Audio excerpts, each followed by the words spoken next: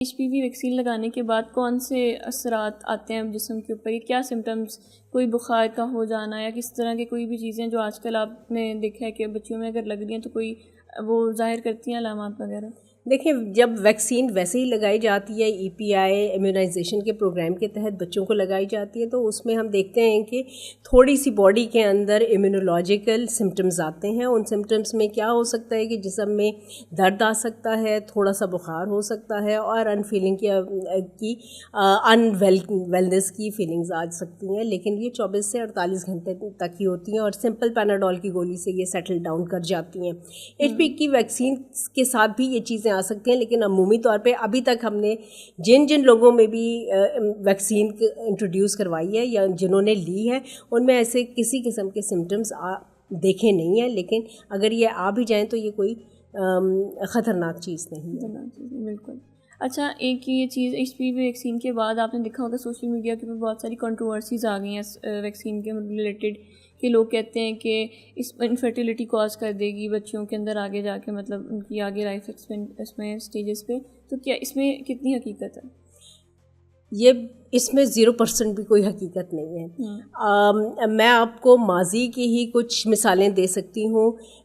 Social media پہ جو propaganda ہوتا ہے اگینسٹ اے ویکسین، ہمارا ملک اس لحاظ سے بڑا بدقسمت ہے کہ جب بھی ہیلتھ کے لیے ہم عام عوام کے لیے کوئی بھی ریفارمز لانا چاہتے ہیں تو ہمارے سوشل میڈیا کے اوپر نیگیٹو پروپیگنڈا اتنا زیادہ ہو جاتا ہے کہ ہمارے سادہ لوگوں کو وہ گریب کر لیتا ہے، اور ان کا یہی ٹارگٹ ہوتا ہے کہ بانجھ پن کو وہ ہمیشہ ٹارگٹ کرتے ہیں، یا اسلام کے ساتھ اس کو جوڑ دیا جاتا ہے. آپ نے دیکھا ہوگا کہ ماضی میں پولیو کی ویکسین پہ بھی یہی پروپیگنڈا کیا گیا، اور ہمارے وہ لوگ جو کہ دیہاتوں میں رہتے ہیں، جن کی نالج اتنی زیادہ نہیں ہے یا جن کا شعور اتنا زیادہ نہیں ہے، تو ان سادہ لوگوں میں یہ کہہ کر پولیو کی ویکسین نہیں پلوانے دی جاتی بچوں کو کہ یہ بانجھ پن لے آتی ہے. اس میں کوئی صداقت نہیں ہے. اس دنیا میں آئی تھنک 200 کے اراؤنڈ ملک ہیں. سارے ملکوں میں پولیو کی ویکسینیشن کے بعد پولیو کا مرض خطۂ ارض سے مٹ گیا ہے، سوائے ایک پاکستان کے.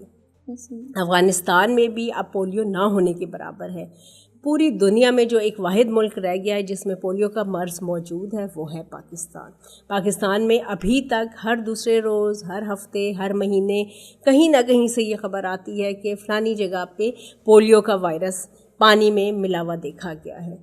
یہ ہمارے پاکستان کی بہت بڑی بدقسمتی ہے کہ ہم ہیلتھ کے بینیفٹ عام لوگوں کے لیے جہاں پہ آنے ہوتے ہیں تو ہم اس کو سب فرٹیلیٹی سے ہم کنیکٹ کر دیتے ہیں. اسی طریقے سے جب کووڈ کی ویکسینیشن پاکستان میں آئی تو بہت پروپیگنڈا ہوا کہ جو بھی کووڈ کی ویکسینیشن کروائے گا اس کو سب فرٹیلیٹی ہو جائے گی، یا اس کی لائف ختم ہو جائے گی، یا پتہ نہیں اس کے ساتھ کیا ہو جائے گا. ہم ساروں نے ہی کووڈ کی ویکسینیشن کرائی ہوئی ہے. میرے خیال میں ہم سارے ہی آج زندہ ہیں، اپنی ہیلدی لائف جی رہے ہیں. ایسی کسی چیز میں صداقت نہیں ہے کہ HPV کی ویکسینیشن کا تعلق کوئی سب فرٹیلیٹیز کے ساتھ ہے.